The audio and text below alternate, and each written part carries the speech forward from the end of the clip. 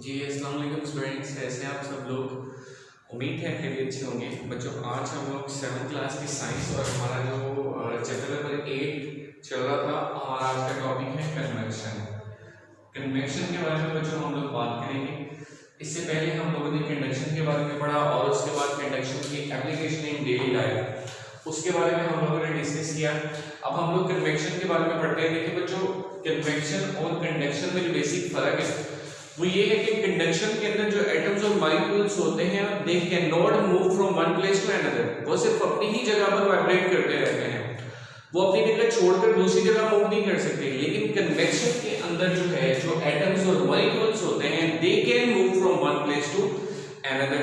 क्यों? क्योंकि लिक्विड्स और गैसेस के मॉलिक्यूल्स के दरमियान डिस्टेंस होता है, फासला होता है, जिसकी वजह से they are not tightly packed with each other और they can move from one place to another. इसी वजह से लिक्विड और गैसेस के अंदर जो ट्रांसमिशन ऑफ हीट होती है that is mostly due to convection.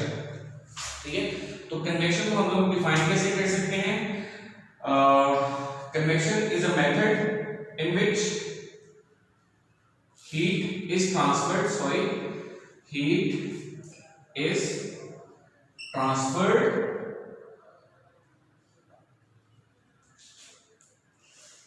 due to actual movement of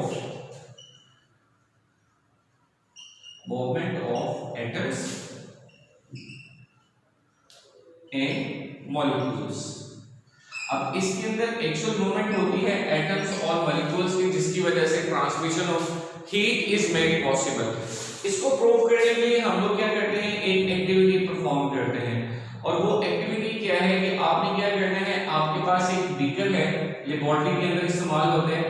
ये आपके पास क्या है, एक बीकर में थोड़ा सा यहाँ पे बना देते हैं। ये लेट्स सपोज आपके पास एक बीकर है, इस बीकर के अंदर जो है ना वो आपने पानी लिया हुआ है। ठीक है, अब इसको आपने रखा हुआ है एक स्टैंड के ऊपर। इस स्टैंड के नीचे आपने क्या किया है, कोई भी लैंप लगा दिया है। ठीक है, फर्स्ट पहले कि यहाँ पर एक लैंप लगा हुआ है गैस वाला और आप उसकी मदद से उसको क्या कर रहे हो, हीट अप कर रहे हो। ठीक है, अब इस पानी के अंदर आपने क्या करना है, कागज के छोटे छोटे पीसेस जो हैं वो डाल देने हैं। अब जैसे ही आप कागज के पीसेस डाल के इसको गर्म करने शुरू करोगे तो आप लोग ये देखेंगे कि जितने भी कागज के पीसेस हैं वो क्या करते हैं, वो नीचे आके हीट अब्सॉर्ब करते हैं। हीट अब्सॉर्ब करने के बाद वो अपवर्ड मूव करना शुरू कर देते हैं।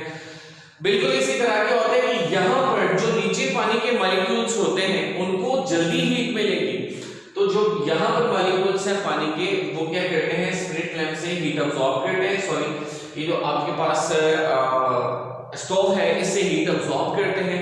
हीट अब्सॉर्ब करने के बाद क्या होता है, उनकी एनर्जी बढ़ जाती है। Basically heat is a type of energy ना। तो क्या होता है, जैसे जैसे वो एनर्जी अब्सॉर्ब करते जाते हैं वैसे वैसे वो अपवर्ड मूव करना शुरू कर देते हैं। उनकी एनर्जी ज्यादा हो जाती है। जब उनकी एनर्जी ज्यादा हो जाती है तो वो अपवर्ड मूव करना शुरू कर देते हैं और नीचे वो वाले मॉलिक्यूल्स रह जाते हैं जिनकी एनर्जी क्या होती है, कम होती है। तो आप क्या करते हैं, जैसे ही आप ऊपर हाथ डिप करके देखते हैं तो आपको पानी गर्म फील होता है। अब अगर आप गौर करें तो गर्म तो आप नीचे से कर रहे हो, तो पानी ऊपर से क्यों गर्म है? क्यों? क्योंकि नीचे के जो मॉलिक्यूल्स होते हैं वो हीट अब्सॉर्ब करते हैं और हीट अब्सॉर्ब करने के बाद वो अपवर्ड मूव करना शुरू कर देते हैं, जिसकी वजह से जो वाटर सरफेस है उसका जो पानी है वो भी क्या हो जाता है, गर्म हो जाता है। बात की समझ आई? अच्छा, दूसरी चीज हम लोगों ने कहा कि लिक्विड और गैसेस के अंदर जो है वो क्या होता है, गैसेस के अंदर क्या होता है, कन्वेक्शन का फिनोमेना होता है। अब कन्वेक्शन का फिनोमेना क्यों होता है, सॉलिड्स के अंदर क्यों नहीं होता? क्योंकि सॉलिड के मॉलिक्यूल जो है वो टाइटली पैक्ड होते हैं, उनके दरमियान जो फासला है वो ना होने के बराबर होता है, ये बहुत कम होता है, होता ही नहीं है। लेकिन जो लिक्विड और गैसेस के मॉलिक्यूल्स हैं इनके मॉलिक्यूल्स के दरमियान डिस्टेंस होता है, जिसकी वजह से they can move from one place to another. तो इसके अंदर कन्वेक्शन के अंदर जो हीट ट्रांसफर होती है that is due to actual movement of atoms और मॉलिक्यूल्स। वो मूव करना शुरू कर देते हैं। ठीक है, एक जगह से दूसरी जगह जाते हैं तो वो अपने साथ हीट एनर्जी भी ले जाते हैं। और ये जो सारा प्रोसीजर है इसको आप क्या नाम देते हैं, कन्वेक्शन का नाम देते हैं। यहां पर एक और डेफिनेशन मैं लिखता हूं, करंट क्या होता है। देखिए आप क्या कहते हैं, upward and downward downward movement of air और वाटर मॉलिक्यूल्स कि एयर और वाटर के मॉलिक्यूल्स की जो अपवर्ड एंड डाउनवर्ड मूवमेंट होती है ना, जब इनको गर्म किया जाता है तो उसको आप क्या नाम देते हैं? करंट का नाम देते हैं। ठीक है, नेक्स्ट वो जो हमारा टॉपिक है वो इसी से रिलेटेड है कि वाटर के अंदर या एयर के अंदर जो करंट्स होते हैं वो किस तरह से प्रोड्यूस होते हैं और उनका काम क्या होता है। ठीक है, देखिए बच्चों, आपका जो टॉपिक है पेज नंबर दिया हुआ है, पेज नंबर 84 के ऊपर, wind and ocean currents. Wind and ocean currents कि हवा के अंदर जो करंट्स होते हैं वो किस तरह से प्रोड्यूस होते हैं और ओशन के अंदर जो करंट्स होते हैं वो किस तरह से प्रोड्यूस होते हैं। तो सबसे पहले हम बात करते हैं विंड के हवाले से। अब देखिए बच्चों, क्या होता है कि जब सूरज, फर्ज कर लें कि ये आपके पास क्या है, सूरज है। ठीक है, अब क्या होता है, यहां से जो हीट होती है वो कहां तक पहुंचती है? कहां तक पहुंचती है? ये अर्थ तक पहुंचती है। फर्ज कर लें आपकी अर्थ है, तो सूरज से जो हीट होती है वो अर्थ तक पहुंचती है। अब अर्थ के ऊपर जो हवा होती है वो क्या हो जाती है? गर्म हो जाती है। क्यों? क्योंकि सूरज की हीट उस तरफ आ रही है।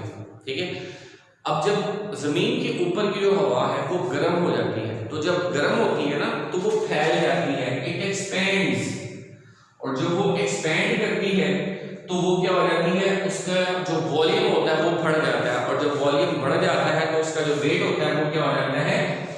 कम हो जाता है, उसका वेट डिक्रीज हो जाता है। और जब वो उसका वेट डिक्रीज होता है, ठीक है, तो वो क्या करती है? अपवर्ड मूव करना शुरू कर देती है। ठीक है, जिस तरह आपने देखा होगा कि अक्सर जो बलून है उसके अंदर हम लोग गैस भरवा लेते हैं, जिसको गैसीय उबाला भी कहते हैं, तो वो अपवर्ड मूव करते हैं। क्यों? क्योंकि उसके अंदर आपने गर्म गैस यूज की होती है। गर्म गैस जो है वो हल्की होती है, जिसकी वजह से वो अपवर्ड मूव करना शुरू कर देता है। तो हम लोग बात कर रहे थे कि जो सूरज की रेज डायरेक्ट पहुंचती है किसकी तरफ? जमीन के ऊपर, तो जमीन के ऊपर की जो हवा है वो गर्म हो जाती है। फर्ज कर लें कि ये एरिया है, इस एरिया के ऊपर की जो हवा है वो गर्म होगी। जब गर्म हो गई तो इसने एक्सपेंड किया, एक्सपेंड करने की वजह से उसका वेट डिक्रीज हो गया, जिसकी वजह से उसने अपवर्ड मूव करना शुरू कर दिया। अब यहां से ये वाली जो एयर है ये क्या, इसने क्या करना शुरू कर दिया? अपवर्ड मूव करना शुरू कर दिया। तो यहां पर तो जगह खाली होगी, क्योंकि यहां पर जो पहले हवा मौजूद थी वो हल्की होने की वजह से ऊपर की तरफ मूव करेगी। तो इसकी जगह फिल करने के लिए जो नेबरिंग एरियाज है वहां से ठंडी हवा आती है।